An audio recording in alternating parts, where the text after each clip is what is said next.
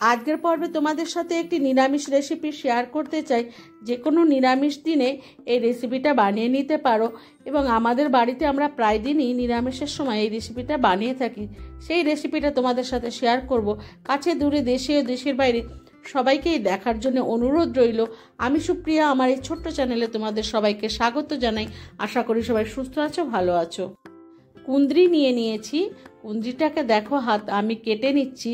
এরকম মাঝখানে একবার চিড়ে নিয়ে আর একবার করে চিড়ে নেব। সমস্ত কুঁদরিগুলোকেই এইভাবে কেটে নেব।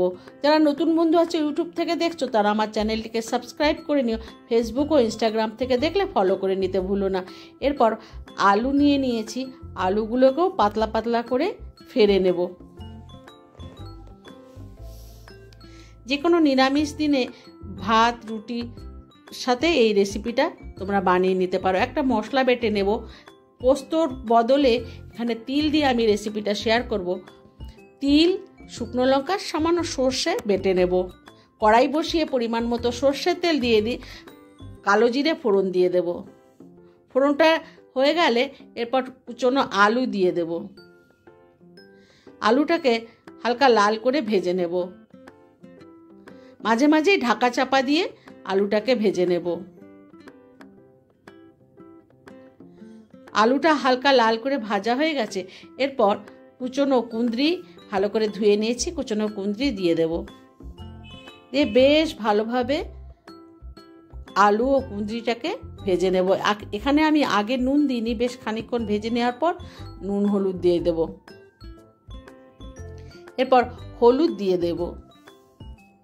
হলুদ দিয়েও হালকা ভেজে নেব।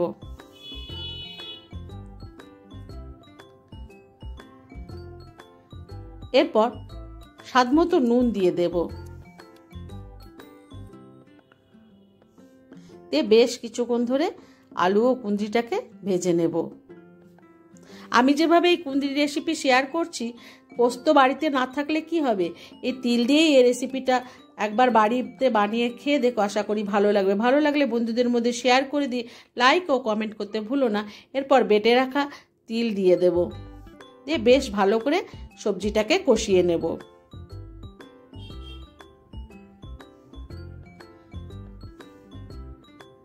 সবজিটা দেখো কষানো হয়ে গেছে, অনেকক্ষণ ধরেই কষিয়েছি।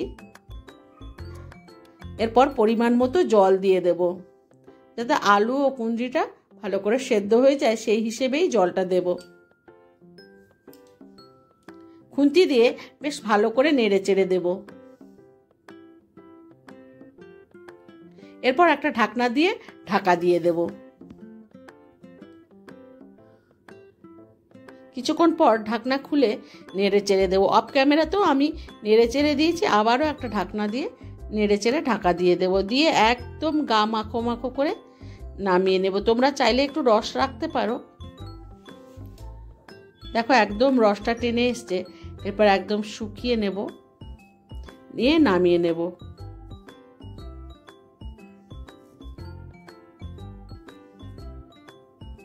দেখো তরকারিটা একদম টেনে এসছে। এরপর নামিয়ে গরম গরম পরিবেশন করে দেব। সবাই সুস্থ থেকো, ভালো থেকো। পরবর্তী রেসিপি দেখার জন্য আমন্ত্রণ রইল।